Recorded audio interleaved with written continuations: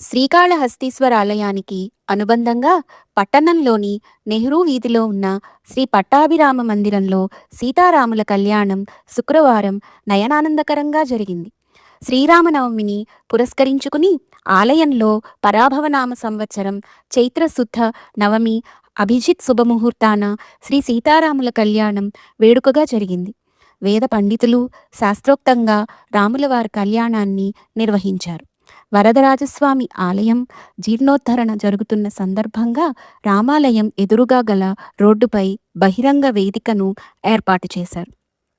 మొదట స్వామి అమ్మవార్లను ప్రత్యేకంగా అలంకరించి వేద మంత్రాలు మంగళ వాయిద్యాల నడుమ స్వామి కళ్యాణోత్సవం వైభవంగా జరిగింది. కళ్యాణ ఘట్టం చూడటానికి భక్తులు పెద్ద సంఖ్యలో హాజరయ్యారు.